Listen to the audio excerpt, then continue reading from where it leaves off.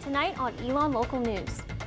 As we get closer to Election Day, we find out how politically diverse Elon's administration is. The construction of Shar Hall is almost complete. Dean of the School of Communications, Paul Parsons, is in studio to give us an update. And one local firefighter has tips to stay safe during Fire Prevention Month. All that and more. Elon Local News starts right now. Live from the Jane and Brian Williams studio at Elon University School of Communications, you're watching Elon Local News. Good evening, I'm Maya Eaglin. And I'm Jackie Pascal. We begin tonight with a change to commencement. Commencement 2017 will be on Scott Plaza in front of Alamance, according to Executive Director of Cultural and Special Programs, Jeffrey Clark. Tickets will not be required, but the total number of seats is limited. This will be the second year in a row that commencement will be held in this location. The event was previously held under the Oaks outside of West Dormitory. The move to Scott Plaza will increase the number of seats by more than 3,000. Senior class president Kelsey Johnson says while this is a retreat from an old Elon tradition, it may be the start of a new one. Elon is growing in size, so as we get bigger classes, we're going to need to accommodate bigger class sizes and more families coming to commencement. So I do see this becoming a semi-permanent reality, at least for Elon. 524 years ago, Christopher Columbus arrived to the Americas. To commemorate this anniversary today, some celebrate Columbus Day.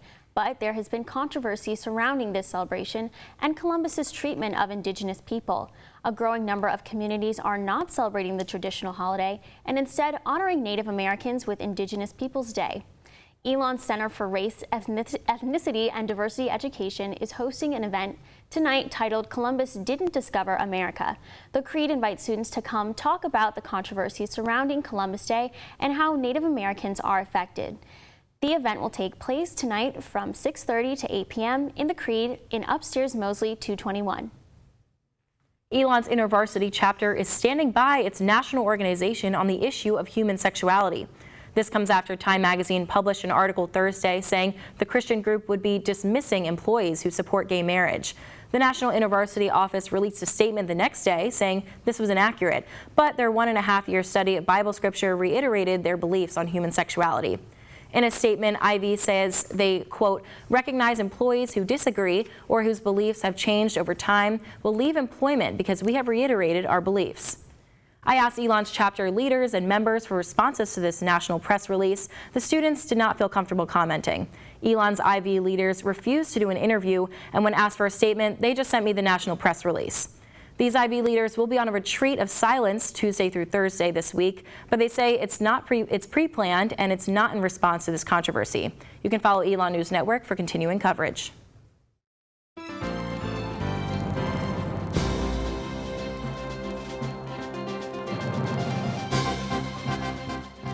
Elon often promotes bringing different perspectives onto campus, but how diverse is Elon's administration politically? Our Brian Anderson has more.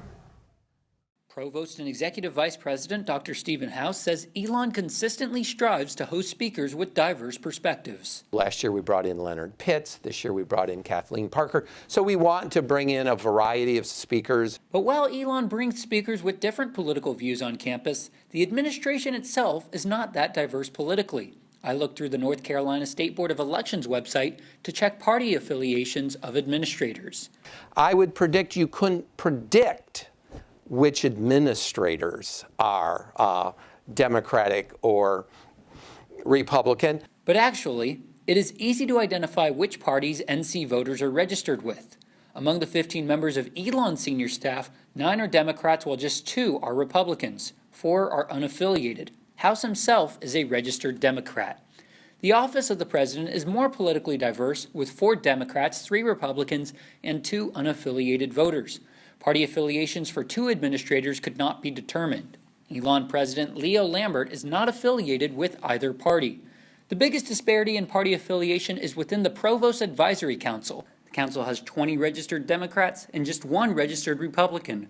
4 are unaffiliated and 5 administrators were unable to be identified. It is the diversity that's important to really giving the students the best educational experience possible.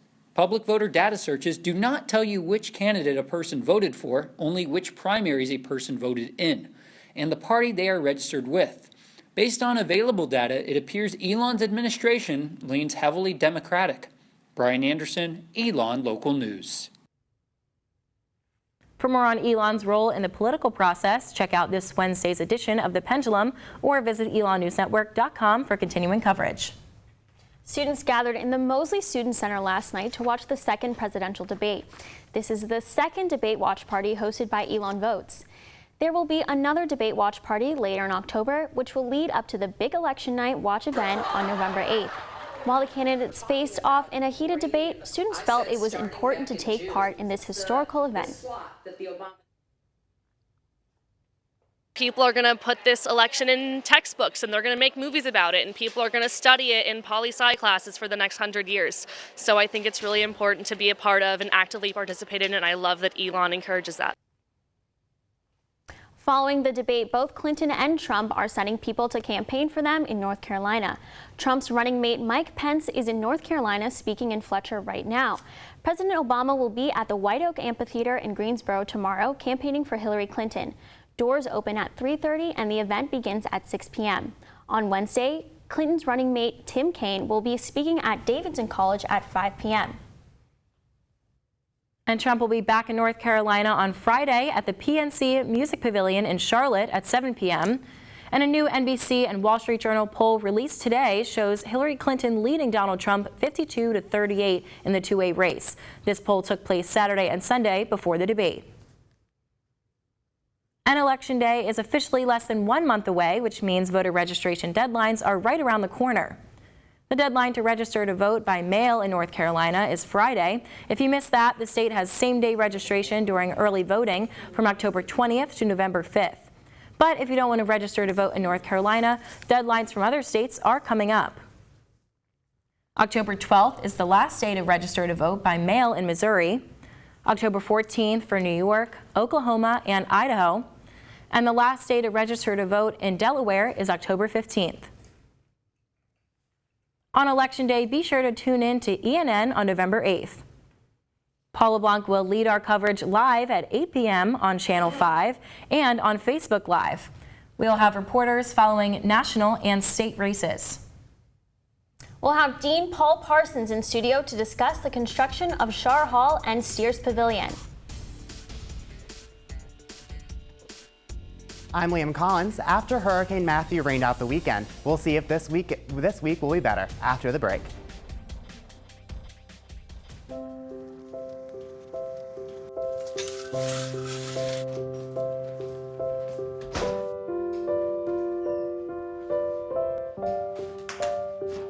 I like to eat apples and bananas.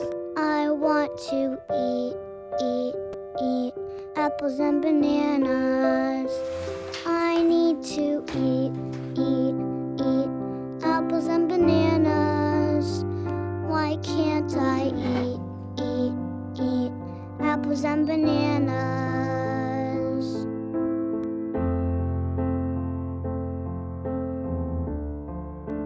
One in 5 children struggles with hunger in America. Support the Feeding America nationwide network of food banks to help provide meals to those in need. Join us at feedingamerica.org.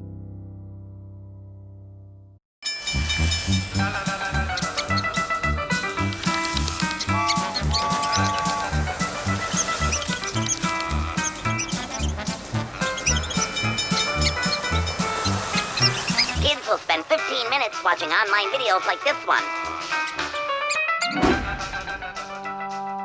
Brushing for 2 minutes now can save your child from severe tooth pain later.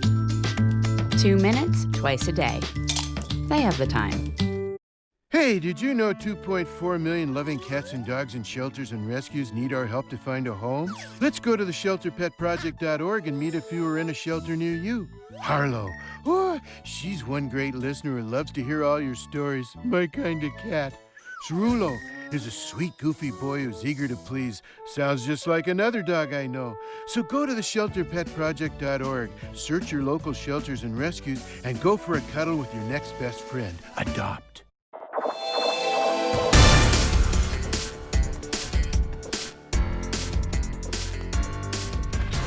Construction on the new School of Communications is coming to a close after more than a year of work.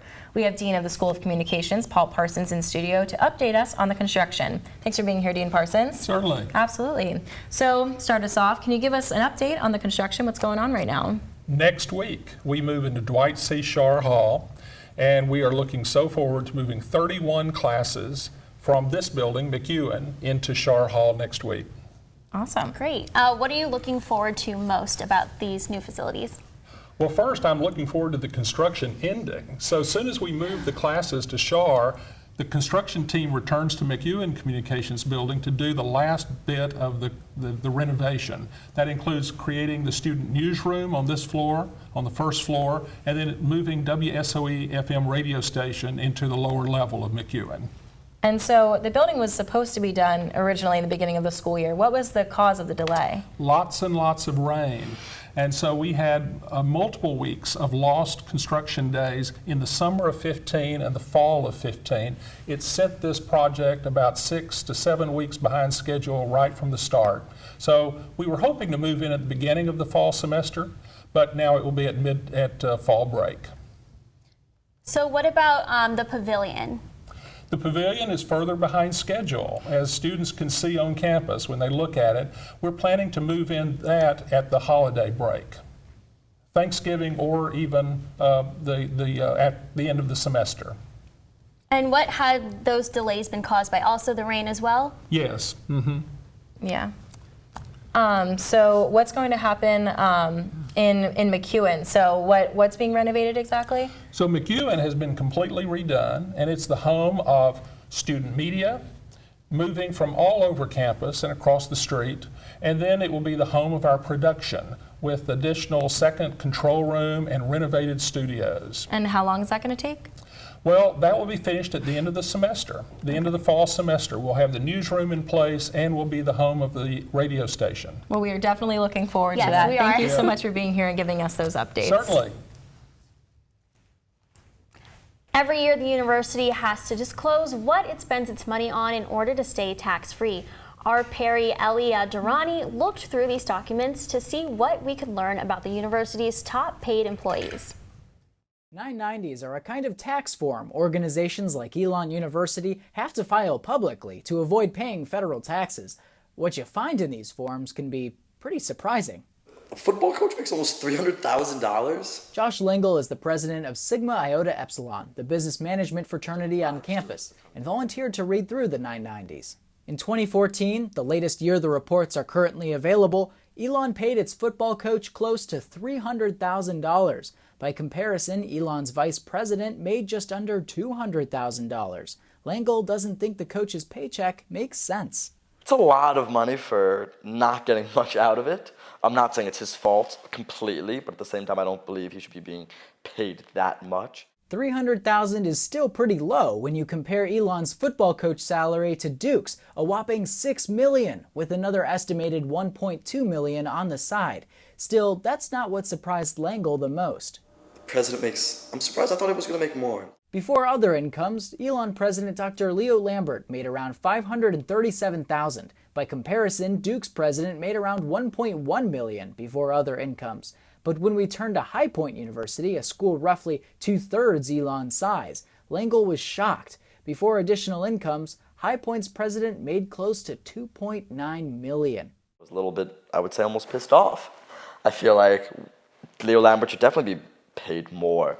Regardless of who is paid what, Josh says keeping track of Elon's spending is important. When you're paying $40,000 a year for 4 years, it adds up fast. I think people should just know where it's going for the long run, whether parents want to donate or not. You know, Elon's always sending emails out to alum, hey, donate some more money. I think it's important to know where it's going. Perry Elia Durrani, Elon, Local News. If you're curious about what else the university is spending its money on, you can check out elonnewsnetwork.com for more information and a direct link to Elon's full 990 report.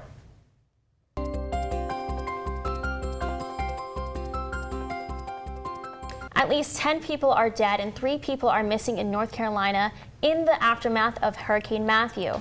Here at Elon, we saw some heavy rain and wind.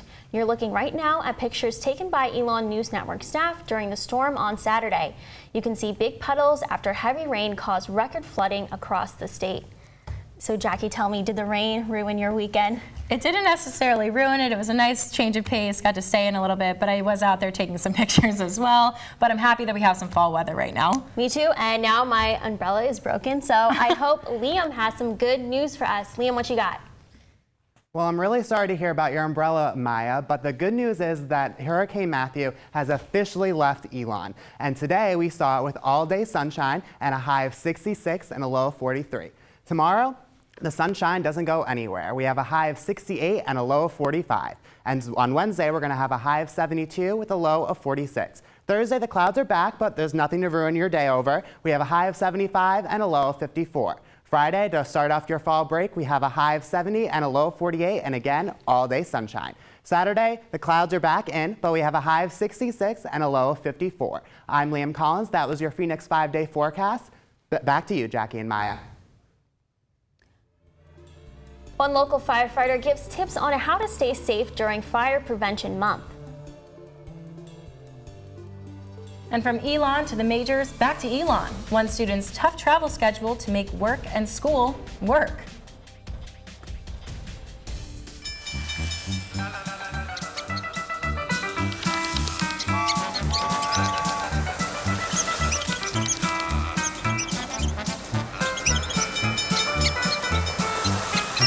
Kids will spend 15 minutes watching online videos like this one. Brushing for 2 minutes now can save your child from severe tooth pain later. 2 minutes, twice a day. They have the time. I rescued Toast from a shelter in 2011. I love Toast because she's a lazy diva. Toast does whatever she wants, obviously. She's sleeping right now. She's an epic snuggler. She's so comforting. She's so loving. Toast makes me laugh.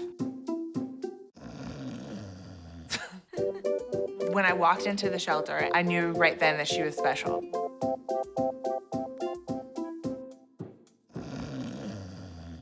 Hey, did you know 2.4 million loving cats and dogs in shelters and rescues need our help to find a home? Let's go to the shelterpetproject.org and meet a few who are in a shelter near you.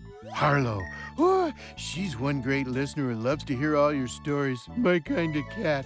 Cerulo is a sweet, goofy boy who's eager to please. Sounds just like another dog I know.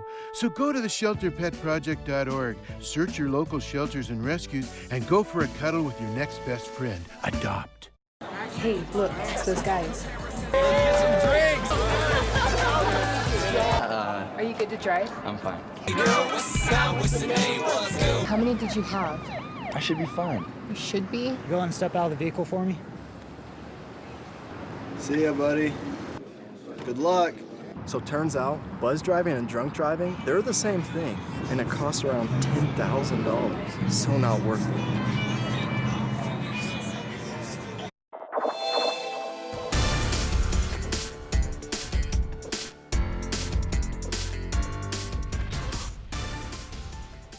Town of Elon Board of Aldermen is discussing if they want to participate in an agreement with the NC Department of Transportation Railroad Division to heighten the fences along the railroad tracks. Last October, there was a near accident with a student trying to cross the tracks where there wasn't a railroad crossing sign. The proposal is to increase the height of the fence from 4 feet to 6 feet. Ultimately, the Board of Aldermen will decide whether or not to act after the DOT and Elon University collaborate on what is best for the safety of students. So just an effort to increase safety along the railroad tracks is the main goal. The First Amendment Center is bringing its nationally toured show Freedom Sings to Elon this week. The show uses hip-hop, pop, rock, and country music to tell the history of free speech in America. 7 award-winning Nashville musicians will be featured in the story of censorship and activism. All songs that will be performed have been previously censored. Freedom Sings will be performed on Wednesday at 7:30 p.m. in the park in Danley neighborhood. Elon University will host a public forum on education in Alamance County tomorrow evening. The event will be held in Whitley Auditorium at 6:30 p.m. The candidates for the Alamance County Board of Commissioners will outline the views of the Alamance-Burlington school system. Assistant Professor of Political Science Jason Husser will moderate the event. A food truck frenzy presented by Sub and Elon Dining will be held on Wednesday. The event will start at 11 a.m. in the Corey parking lot. And the Department of Musical Fall Choral Showcase will be Thursday at 7:30 p.m. and will present secular pieces from centuries of the choral art. Yom Kippur begins Tuesday, October 11th at sundown. Elon Hillel will hold services and prayer tomorrow and Wednesday. Before the 24-hour fast begins, there'll be a dinner at 5:15 p.m. in Oaks 212. It will be free, but reservations are requested.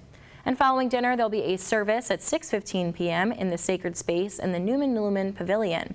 There are services all day Wednesday in the Newman Lumen Sacred Space starting at 10 a.m. They're focused on learning and reflection opportunities during the high holiday. And the evening services will be at 6 p.m. in the Sacred Space, followed by the Break the Fast meal around sundown in the McBride Gathering Space. Maybe this sounds familiar to you. The fire alarm is blaring and everyone in your dorm is forced outside because your mac and cheese caught on fire. Well, October is Fire Prevention Month and local firefighters told our Kaylee Tracy how to avoid that fire alarm ringing, including putting water in mac and cheese. As the truck pulls out of the Elon fire station and the siren sounds,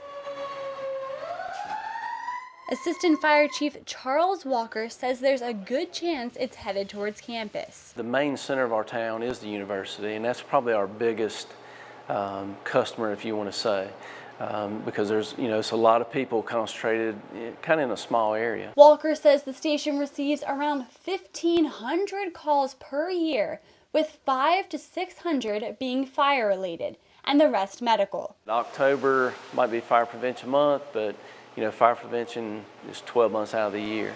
Many of these calls from students' cooking incidences. Some of them aren't the best cooks, which is understandable, like I said. Walker tells these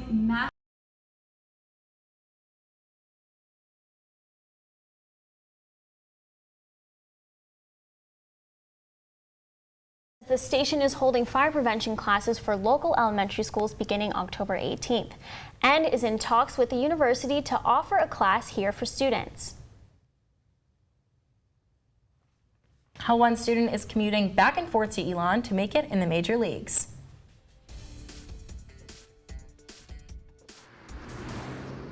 What was that?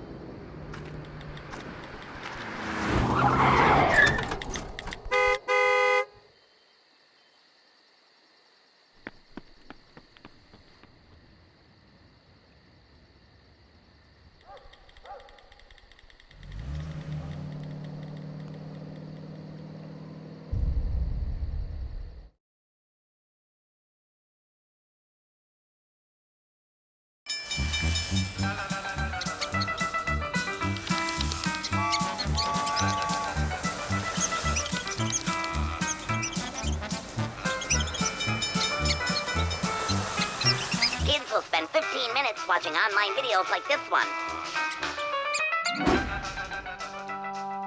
Brushing for 2 minutes now can save your child from severe tooth pain later. 2 minutes twice a day. They have the time.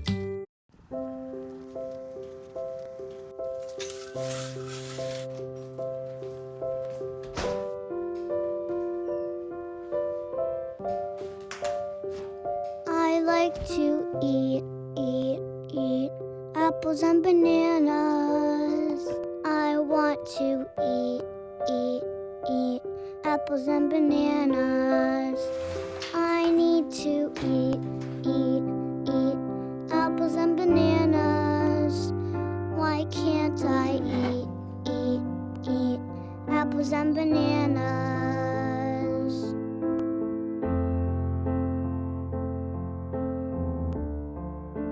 1 in 5 children struggles with hunger in America. Support the Feeding America nationwide network of food banks to help provide meals to those in need. Join us at feedingamerica.org.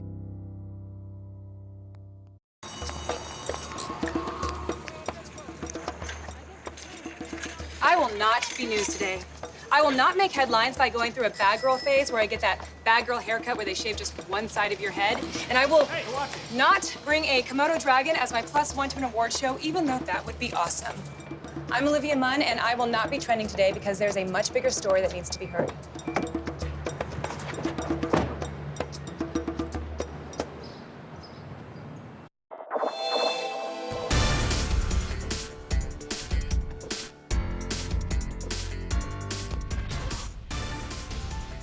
The football team is off this week as they are preparing to take on the University of Richmond homecoming weekend. On Friday, the weather forecast gave the football team an opportunity to play under the lights. The game against New Hampshire was moved up from Saturday afternoon because of safety concerns from the Hurricane Matthew. Both teams were able to stop key scoring opportunities despite the rain. Elon was also able to move the ball relatively well, passing for 164 yards. The Phoenix led 10-7 going into the fourth quarter. New Hampshire was able to take the lead after scoring 2 field goals.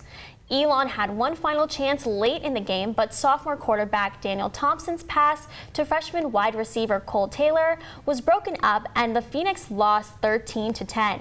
With the loss, Elon falls to 2 wins and 4 losses overall, with a 1-2 record against teams in the Colonial Athletic Association. The football team is off this week, but every other team is back on campus after being on the road for 2 straight weekends. Men's soccer takes on William & Mary in a key CAA match Wednesday night. The women's soccer teams will have its final 2 home games of the regular season, playing Friday night at 7 and Sunday afternoon at 1. And the volleyball team will play Saturday night at 7 and Sunday at 2. This just in from Elon University. The Princeton Review names Elon a green college. Out of 361 colleges, Elon was reviewed as one of the most exceptional with commitments to sustainability based on academic offerings and career preparation for students, campus policies, initiatives, and activities. This is the 7th year in a row that Elon has been included in the Princeton Review's Guide to Green Colleges. And one Elon student is back on campus to complete his degree, but his commute is a little further than Danley. Our Jamie Snover has more. I'm sorry, I apologize for our technical difficulties. We'll have that on our website, elonnewsnetwork.com. You can check that out later. And to learn more, you can also pick up a copy of The Pendulum on Wednesday for that story. Yep, we have a lot of stories coming up in The Pendulum, and I know that story that Jamie did. She's a new member, and we're so excited that she got to cover that. Absolutely, and we also... Oh, we just have the package, so you guys take a look. John Lopez was set to graduate last year, but he was required to come back to Elon's campus this fall. The reason? He left Elon midway through spring semester to take a job as an analyst for the Miami Marlins. Everyone kind of wants to soak up and cherish that last couple months of senior year. If I were to turn this position down, I don't really know when it would come again. Because he left midway through the semester, he is required by the university to come back to finish his senior capstone course to graduate. And they could have done a lot more things to make my life a little easier, save me a lot more money. Beginning this semester, Lopez flies back and forth between Elon and Miami for his Tuesday-Thursday class.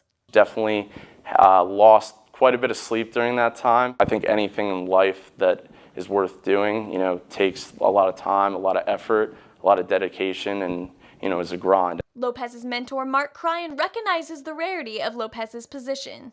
There's only 30 teams, so for John to have gotten this job shows how hard he worked, what a good position he put himself in. It's an experience Lopez still can't believe he has. If you told me in high school or even my freshman year of college that I'd be, working for the Miami Marlins before I even graduated, I'd probably tell you to get out of the room. Jamie Snover, Elon Local News.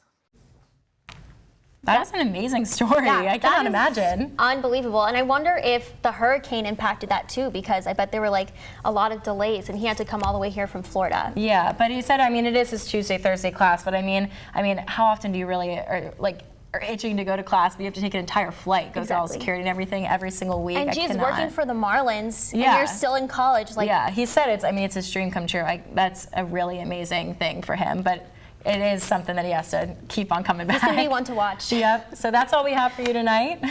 For all the news you need to know when we're off the air, check out our website, elonnewsnetwork.com. And you can also like us on all of our social media, Facebook. You can follow us on Twitter, Snapchat, and Instagram at Elon News Network. From all of us here at ELN, have a great night.